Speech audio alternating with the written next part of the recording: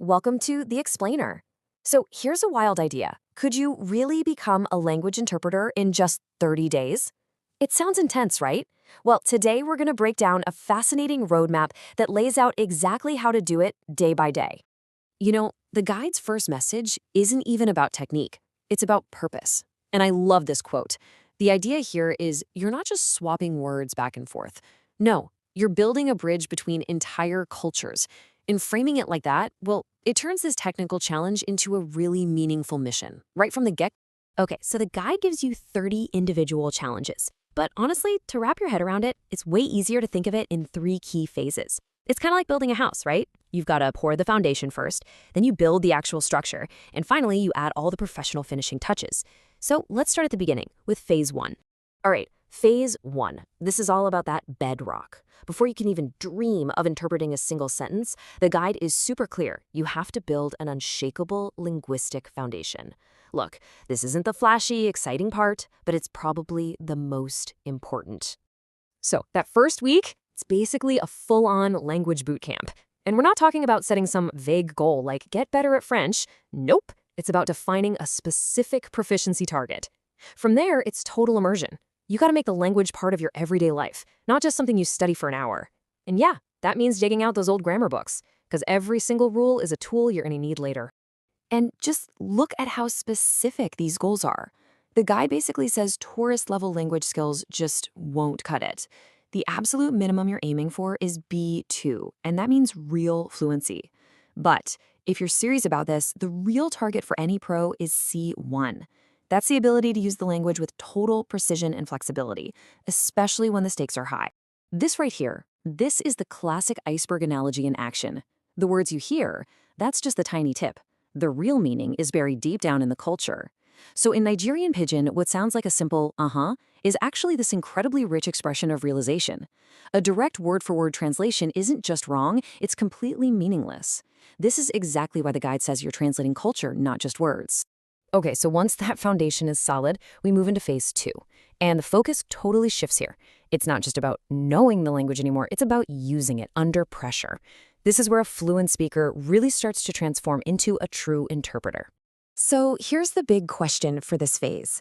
Okay, you're fluent. Great. But can you do the mental gymnastics required to listen, process, and speak all at the same time? It's a totally unique muscle, right? And to build it, the guide introduces a series of very specific training exercises. The first drill is something called sight translation, and this is a really crucial stepping stone. Why? Because it isolates one part of the whole interpreting process.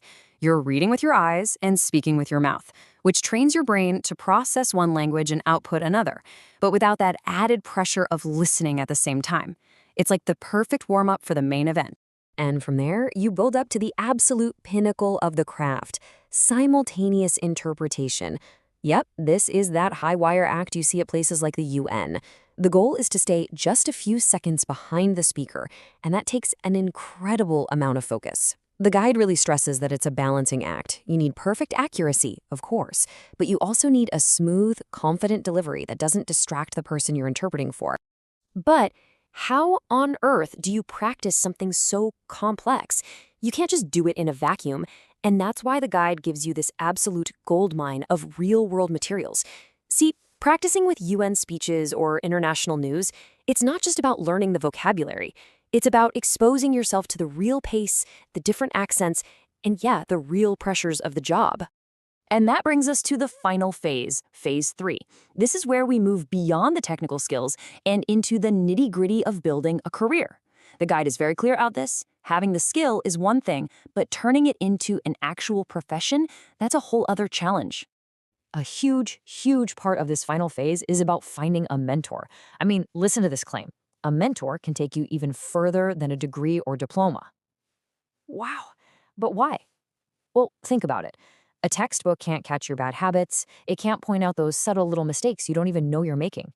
Getting that expert feedback from someone who's been there, that is the absolute fastest way to go from being good to being hired.